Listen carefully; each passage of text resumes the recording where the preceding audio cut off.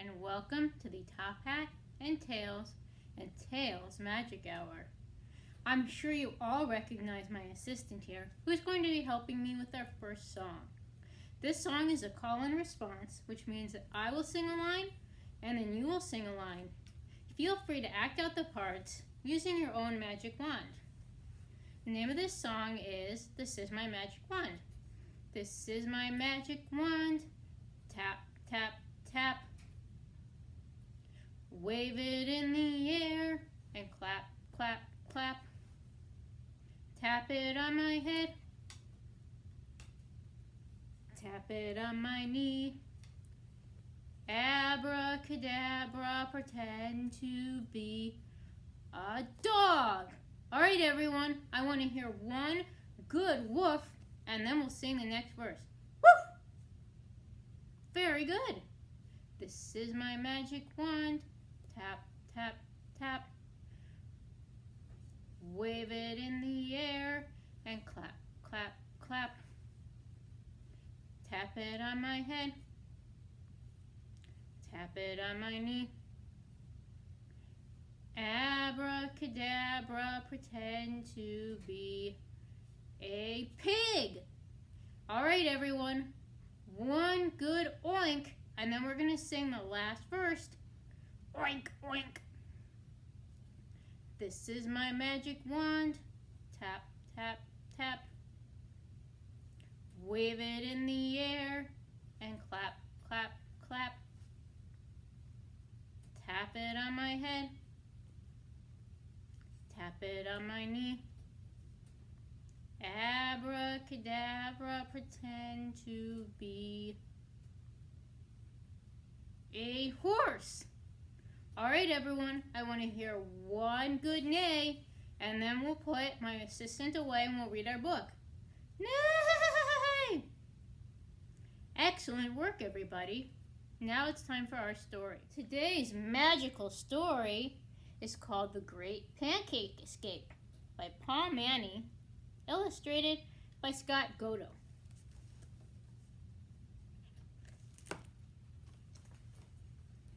Our dad is a magician who can make a bird go poof, but the day he cooked us pancakes, he made an awful goof. He juggled milk and flour, then made an egg appear.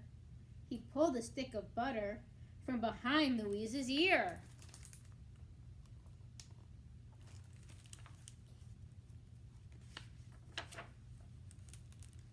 We'd seen this act 1,000 times, but we really should have looked, because when he mixed the batter up, he was using the wrong book.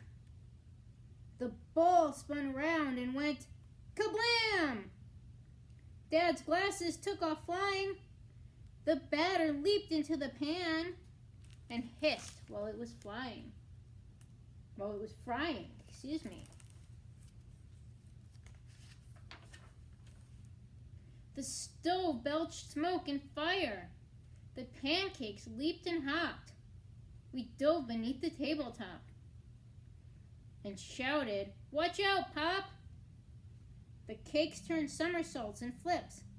We caught them on our dishes, where they squirmed and flopped and wriggled as if they were live fish. Oh my goodness! What are those pancakes going to do next?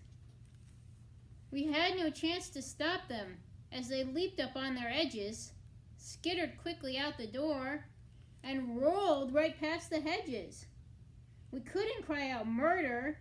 Yelling fire would be rash. So we loudly bellowed, "Pancakes!" then took off at a dash.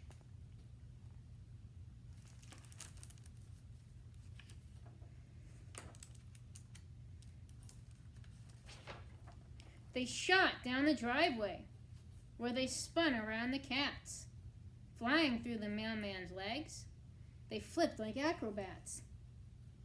We chased them way down on the block, where they popped into high gear, then screeched around the corner and simply disappeared.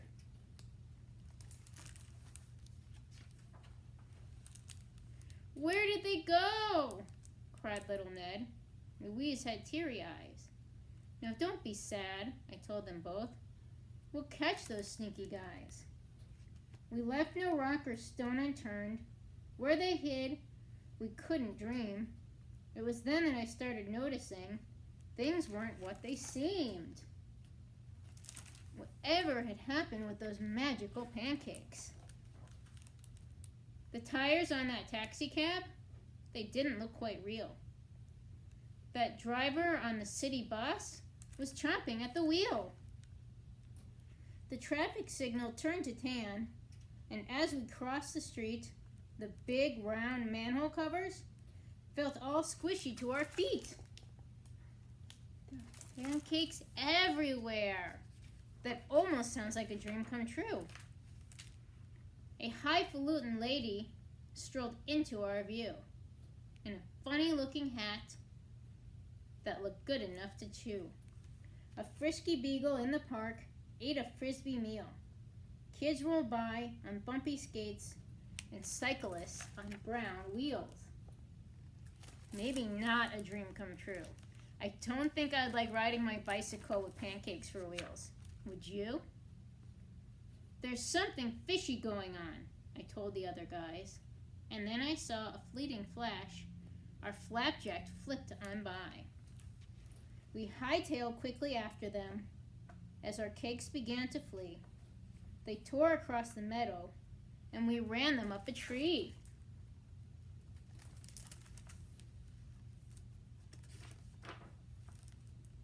But then a robin swooped on down and grabbed a batter fly, and all the rest of them took wing and flew off into the sky.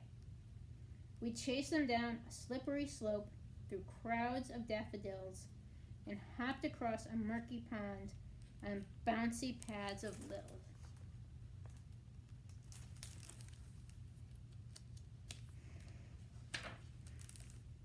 We popped out of the fountain's rim just as some thunder pealed. I said, "There goes our breakfast. Now we'll have to eat oatmeal." And then, as we set out for home, fat clouds, the hue of batter, let loose a syrup rainstorm on umbrellas as flat as platters. Pancake umbrellas and syrup rain. "Please help me find my specs," said Dad, when we stumbled in the door. But we found his old cookbook instead. It had tumbled on the floor. "This is your book of tricks," we said. "You see, it's not for grub." So we found a backward spell to chant to reverse Dad's breakfast flub. A flub is another name for mistake. We all hollered, "Doo-hoo! Ekok Toha!" Then we heard a mighty roar. An avalanche of cakes rolled down and blasted through the door. But our backward spell worked all too well, and our flapjacks turned to goo. We licked our hands and fingertips, but Dad said, "I'm not through." That crazy phrase we said before was hot cake hoodoo backwards.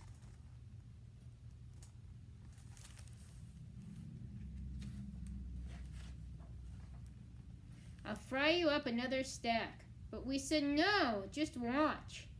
Then we toasted frozen waffles right from the soggy box.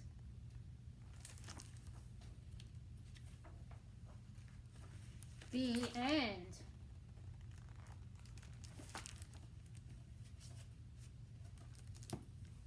Now join me in the other room where I will perform and demonstrate your magic trick for this month.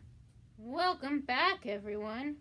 I, the marvelous Miss Rachel, have prepared a new illusion which shall astound and amaze you. I hold in my hand an ordinary pencil. I wave my magic wand over my hand, and I say the magic words, abracadabra, and poof. Watch. The pencil is floating in mid-air. Amazing! Stay tuned to learn how to perform this extraordinary trick. Welcome back, everyone. When you opened up your kits, you may have discovered that your items are a little bit different than mine. Instead of a floating pencil, you'll be doing a floating paintbrush. And instead of putting it in place the way I did, which I will demonstrate in just a moment, you're going to be holding it in place with a popsicle stick. If the popsicle stick is not working for you, you can go ahead and replace it with another pencil. It just needs to be one that's not sharpened, because you're going to have this pressed against your arm, and the last thing you want is to have a sharpened pencil poking you in the hand. And last but not least, you have one of these bracelets. The reason I gave you a bracelet is because not everyone is going to have their own watch. The way you set up this trick is you roll up your sleeve, you put your watch or your bracelet far down on your arm so that it's nice and snug, and then you place your secret item, whether it's a pencil or a popsicle stick, in the armband of your watch or underneath your bracelet so that it creates a cushion right there against the palm of your hand.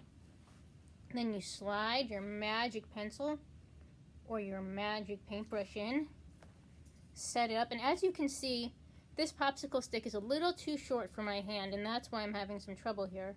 But once you turn your arm like this, all anyone can see is the pencil floating in midair and your watch, which they won't think anything of. But if you're concerned, you can roll down your sleeve and hide the watch like so. Just make sure you don't turn your hand over, and be very careful not to drop the pencil. It takes a lot of practice. I filmed that video about 8 times before I got one where I didn't drop the pencil at all. In the 7th video, I did the whole trick, put the pencil down, went to turn off the camera, and before I finished speaking, boom! So just practice, practice, practice, and you'll get good enough that you can perform that trick in front of an audience. Have a great day. We'll see you next time. Bye-bye.